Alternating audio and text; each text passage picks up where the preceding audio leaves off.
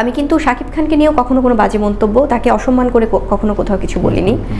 কখন করেছি, যখন আমি এই কষ্টটা আমার লেগেছে যে আচ্ছা এরকম করে মানে এটা কেন, এটা তো কখনো হয়নি। আমি শাকিব খানের উদ্দেশ্য আমি বলবো যে আসলে হয়তো বা হয় কি ভাই, অনেক সময় অনেক ভুল বোঝাবুঝি, অনেক মানবিমান থাকে, তো সেখানে হয়তো কোনো একটা কিছু কোট করে সেটা তো আমি পত্রিকায় লিখে দিতে পারি না। একদম সিম্পলি যদি একটা কথা বলি ভাইয়া, আমি যখন আমার সন্তানকে নিয়ে বা যখন আমি আমার শ্বশুর বাড়িতে যাই বা যখন সাকিবের সাথে আমার একসাথে দেখা হয় বা আমরা যখন একসাথে বসি বা কথা বলি, কোনোদিনও ওই বাসাটায় আমাকে কেউ কোনোদিনও ডিসরেসপেক্ট করেনি।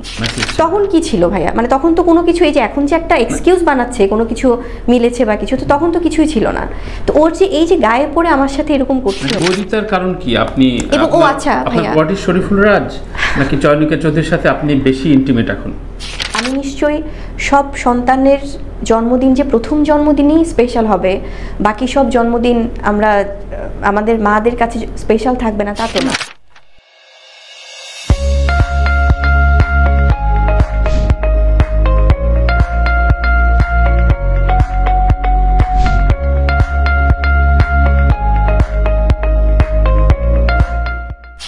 রাজ্জাক স্যারদের সময় বা ওই সময়টা বা শাবনুর আপুরা বা শাবানা ম্যামরা যখন কাজ করেছে, তখন না এই ধরনের এত অরাজকতা ছিল না যে যে কেউ যে কোনো কিছু একটা বলে ফেলবে। এবং আপনি যে পয়েন্টটা বললেন ভাই, এটা হয়তো প্রসঙ্গক্রমে এখন আসছে অনেক জায়গায়, ইটস ভেরি নর্মাল ভাই। আমরা চাইলেও, কারণ অনেকেই চাই এটা ক্লিয়ার করতে। আমি হয়তো বেশ কিছু জায়গায় যখন কেউ জিজ্ঞেস করেছে আমি বলেওছি, একজন মা তো তার সন্তানের আবেগটা থেকে, মানে আমি এটা কিভাবে বলবো যে আমরা যারা মিডিয়াতে কাজ করি ভাই, আমাদের বাইরেও তো আরও মা আছে, কোটি কোটি মা আছে, তাদের জন্য তো তাদের সন্তানের আবেগটা সেম থাকে। এবং আপনি যে বলছেন যে একটা ভিডিওকে কেন্দ্র করে, একটা বাচ্চার একটা ভিডিও, বীর যখন 2020 সালে পৃথিবীতে আসে, তখন আমি ওর পৃথিবীতে আসা, ওর সেই ছবিগুলো, সেই ভিডিওগুলো যখন করেছি, তখন তো আমি জানতাম না যে কে উল্টোভাবে ভিডিও করে সামনে আনবে। আমি তো করেই ছিলাম যে আমি করোনাকালীন সময় আমার সন্তানকে নিয়ে যে একটা স্ট্রাগল করছি, আমি যে যুদ্ধটা করছি, আমার এই যুদ্ধের সাথে তো কোনো কিছুই কম্পেয়ার হয় না ভাই। আমি তো একা লড়েছি এবং আমার সেই ইমোশনের জায়গা থেকে আমি ওটা রেখেইছিলাম। এত কষ্টের মধ্যে আমি ছোট ছোট মেমোরি করেছি যে যেন আমি বীর একটু বড় হলে ওকে দেখাতে পারি যে বাবা আমরা এই সময়টা এখানে ছিলাম, বা আমেরিকাতে গেলেও জানে আমি ওকে ওই সিনগুলো দেখাতে পারি যে বাবা আমরা এই সময়টা এখানে আমরা এই জায়গাটাতে স্ট্রাগল করেছি। তো সেখান থেকে আমি যে এই ছোট ছোট মেমোরিজগুলো, ক্লিপসগুলো আমি জমিয়ে রেখেছিলাম।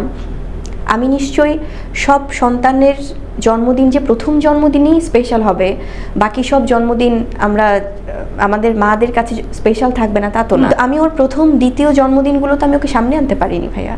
আমি যে জিনিসটা আনবো সামনে, ভিডিও বা কোনো কিছু ইমোশনের জায়গাটা, আমি তো সেটা পারিনি। আমি যখন কিছুদিন আগে ওর বার্থডে গেছে, হ্যাঁ হয়তো বা কেউ বলতে পারে যে তাদের ভিডিওর সাথে কোনো কিছু মিলেছে কিনা, বা এটা যদি এটা তো আমার অ্যাডমিনরাও অনেক কিছু ইনকর্পোরেট করে যে আপু আমরা একটা জিনিস, সেখানে কিন্তু কোনো একটা মায়ের আবেগ যে কথার টোনটা তো ভাই এটা নিশ্চয়ই ডিজে টোনে হবে না, হই হুল্লোড় করে হবে না, আমরা খুব সফট টোনেই কথা বলবো, যেহেতু আমরা সেই কষ্টটা তখন ফিল করছি সেভাবেই আমরা বলবো। স্ক্রিপ্ট হুবহু মিলে যাওয়া যেসব এবং কোথায় স্ক্রিপ্ট মিলেছে ভাইয়া? সে কি করোনার সময় যুদ্ধ করেছে? আমি তো করোনার যে ব্যাপারগুলো এনেছি, শুধু শুভ জন্মদিন বাবা বা তুমি এই দিনে পৃথিবীতে এসেছো, এটা তো আমরা জন্মদিনে প্রত্যেকটা সন্তানকেই বলি। এবং এখানে স্ক্রিপ্টিংয়ের তো কিছু নাই, এখানে হচ্ছে আমরা যখন সে স্ট্রাগলটা দেখিয়েছি, বা ওর এখানে অনেকগুলো বছর আমরা 1 বছর 2 বছর 3 বছর 4 বছর পর্যন্ত দেখিয়েছি, এই বছরগুলো তো অন্য কারো ভিডিওতে দেখেনি। ওর করোনা মানে এখানে কি কমন কিছু জিনিস মিলবে, যেটা হচ্ছে যে সেটা মাদের ক্ষেত্রে, এবং যদি মিলেও থাকে ভাইয়া কোনো কিছু, সেটা যদি আজকে ও যদি আমার সন্তানটাকে উইশ করেও যদি বলতো, এটা কিন্তু খুব সুন্দর হতে পারতো সিচুয়েশনটা, যে ওর জন্মদিনে আচ্ছা ও তো একজন মা বা যার কথা আমরা বলছি। কিন্তু বৈরিতার কারণ কি? আপনি এবং ও আচ্ছা ভাইয়া, হোয়াট ইজ শরীফুল রাজ নাকি চয়নিকা চৌধুরীর সাথে আপনি বেশি ইন্টিমেট এখন? আচ্ছা প্রথমেই যদি আসি তানভীর ভাই, চয়নিকা আপুর সাথে আমার গত 2-3 বছর ধরে কাজ হচ্ছে। প্রহেলিকা রিলিজ হয়েছে গত বছর, তারও 1 বছর আগে থেকে আমরা শুটিং করছি, তারও 6 মাস আগে থেকে আমাদের স্ক্রিপ্ট নিয়ে কথাবার্তা, আমরা বসছি, চয়নিকা আপু ছবি পোস্ট করছি, মানে অলমোস্ট 2-2.5 বছরের একটা জার্নি। এটা তো এই সময় এসে রিয়াক্ট করার কিছু নাই। এবং আপু হচ্ছে সেই একটা প্রোগ্রামে গিয়েছে, সেখানে যে আমাদের কিন্তু বাইরে কিন্তু কোনো আড্ডা কখনোই হয় না, আমরা একটা প্রোগ্রামে গিয়েছি, ওখানে যে আমাদের দেখা হয়েছে। এবং যদি একজন ডিরেক্টর আর্টিস্টের কথা হয়, যদি আমি তাকে সে রেসপেক্টটা করি আপুকে, যদি উনি আমাকে খুব ভালোবাসে অ্যাজ অ্যান আর্টিস্ট, ছোট বোন হিসেবেও যদি আদর করে, সেটা কারো কেন মানে প্রবলেম হবে? তো নতুন না ভাই, আজকে না। সরলঙ্কে যদি বলি ঠিক আছে, উপবিশ্বাসের সাথে আপনার একটা আমি ভাইয়া একটু সরি যেহেতু কথাই হচ্ছে, এত ইন ডিটেলস হয়তো সবখানে শেয়ার করা হয়নি। চয়নিকা আপুর সাথে আমার অলমোস্ট 2-2.5 বছরের একটা জার্নি, এবং এটা আপনারা সবাই জানেন যে উনি আমাকে প্রচণ্ড স্নেহ করেন। তার বাইরে রাজের সাথে আমার সিনেমাটা এখন রিলিজ হচ্ছে। আমি জানি না রাজ ভাইয়ের সাথে আমার সিনেমা শুটিংটাও তো অনেকদিন ধরে আমরা জানি যে এই সিনেমাটা আসবে বা কিছু, হয়তো আমাদের ভিডিও বা ট্রেলার টিজার এখন রিলিজ হচ্ছে, কিন্তু এখন রিলিজ টাইমটা এখন রিলিজ এখন সিনেমার। তো এখন এবং কিছুদিন আগেও যদি আমি বলি ভাইয়া, এখন তো এটা তো একটা গেল একটা নিষ্পাপ একটা শিশুকে কেন্দ্র করে, এবং এটা কিন্তু খুব সিলি একটা ম্যাটার। এই সিলি একটা সিম্পল ম্যাটার নিয়ে তো এত এগ্রেসিভ হওয়ার তো মানে এভাবে করে কথা বলে, এবং আমি কিন্তু যত জায়গায় কথা বলছি আমি খুব নাইসলি আমি বলছি যে হওয়ার কথা না। এটা যদি আমরা বাদ দিই ভাই, কিছুদিন আগে আপনি দেখেন ওর মানে আমাকে তো ওর মানে আমরা তো আসলে ফেসবুকে নেই, এবং আমরা তো সেই সময়টাও হয় না যে আমি ওকে দেখবো বা কোনো কিছু। আমাকে অনেকে তো হয়তো স্ক্রিনশট পাঠায় যে আপু এরকম করে কেন আপনাকে বলেই যাচ্ছে, আপনি কিছু বলছেন না। কিছুদিন আগেও ভাইয়া ও আমাকে নিয়ে একটা হুট করে একটা দিল যে আচ্ছা ওনাকে নিয়ে কেন এত মানে ষড়যন্ত্র হচ্ছে, এত প্রবলেম হচ্ছে বা এত কিছু আউট অফ নোওয়্যার ভাইয়া। তো তখন কি ছিল? না তখন তো খুব ওয়েল উইশ, তাই না? তখন কি ছিল ভাইয়া? মানে তখন তো কোনো কিছু এই যে এখন যে একটা এক্সকিউজ বানাচ্ছে কোনো কিছু মিলেছে বা কিছু, তো তখন তো কিছুই ছিল না। তো ওর যে এই যে গায়ে পড়ে আমার সাথে এরকম করছে, অঙ্কটা আমরা পাচ্ছি না, আমি পাচ্ছি না ভাইয়া, কারণ আমার সাথে পরির কখনো কোনো প্রবলেম ছিল না। মানে আমি খুব অবাক হচ্ছি যে কেন এরকম। ওর সাথে আমার যখনই কোনো ইভেন্টে দেখা হচ্ছে, হাই হ্যালো খুব নাইসলি, হ্যাঁ ঠিক আছে, বাট তার বাইরে শরীফুল রাজের সাথে আপনার গোপন প্রণয় ছিল না দীর্ঘদিনের? ওর রাজ ভাইয়ের সাথে আমার কোনোদিন কোনো মানে প্রেম ঘটিত কোনো সম্পর্কও নাই, আমরা প্রফেশনালি কাজ করছি। তো কেন পরি আমার সাথে এরকম করছে আমি আসলে এটা বুঝে পাচ্ছি না। বিভিন্ন প্রসঙ্গে এসছে যে গ্রুপিংটার কথা বললেন, ফেক বা আপনাকে নিয়ে বুলিং করে, বা এই ইন্টারভিউর নিচেও আমরা অনেক কিছু পাবো হয়তো, কিন্তু সেই জায়গায় বাদ দিলাম। কিন্তু আপনি কিছু কিছু ক্ষেত্রে গ্রুপিং বা কিছু সাংবাদিকদের ইন্ডিকেট করেছেন যারা বিভিন্নভাবে বিভিন্ন স্টারডমকে ডমিনেট বা তোষামোদি করে, এটা করে আমি সাংবাদিক হয়ে বুঝি, কিন্তু আপনি সেগুলোকেও মাঝে মাঝে ইন্ডিকেট করেছেন। তাদের প্রতি আপনার ক্ষোভের কারণটা কি? মানে আপনাকে তারা কি কোনো রকম ডিস্টার্ব হ্যারাস করছিল কিনা? আমি একটি কথা শেয়ার করি, সেটা হচ্ছে যে একদম সিম্পলি যদি একটা কথা বলি ভাইয়া, আমি যখন আমার সন্তানকে নিয়ে বা যখন আমি আমার শ্বশুর বাড়িতে যাই বা যখন সাকিবের সাথে আমার একসাথে দেখা হয় বা আমরা যখন একসাথে বসি বা কথা বলি, কোনোদিনও ওই বাসাটায় আমাকে কেউ কোনোদিনও ডিসরেসপেক্ট করেনি, কখনোই আমাকে অসম্মান করেনি, ডিসরেসপেক্ট করেনি। এবং কিছু কিছু যেই কথাগুলো এসেছে যে আমাকে বাসা থেকে চলে যেতে বলেছে বা এই ধরনের একটা নোংরামি, এটা সম্পূর্ণই মানে এতটা মিথ্যা যেটা কিনা আমি সংবাদপত্রের মাধ্যমে পত্রিকার মাধ্যমে দেখেছি। তো আমার না দেখে আমার কাছে মনে হয়েছে যে আসলে এটাও সম্ভব, মানে এতটা মিথ্যা লেখা সম্ভব। এবং সেটা যখন কারো বরাত দিয়ে শতভাগ মিথ্যা, যে তার বাসা থেকে আমাকে বের হয়ে যেতে বলেছে, এবং এগুলো কারা করেছে। এবং যখন আমি শাকিব খানকে যখন আমি জিজ্ঞেস করেছি, হয়তো আমার অভিমান থেকে আমি তখন রিয়াক্ট করেছি, আমার অনেকগুলো ক্লিপস অনেকে দেখে, আমি কিন্তু শাকিব খানকে নিয়েও কখনো কোনো বাজে মন্তব্য, তাকে অসম্মান করে কখনো কোথাও কিছু বলিনি।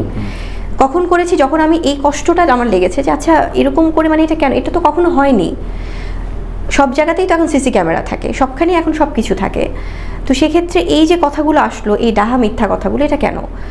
তখন যখন সে আমাকে বললো যে আসলে আমি তো এই ধরনের কোনো কথা বলিনি, এটা মানে পত্রিকার মাধ্যমেই গেছে বা যেটাই হোক, সাকিবও বলেছে।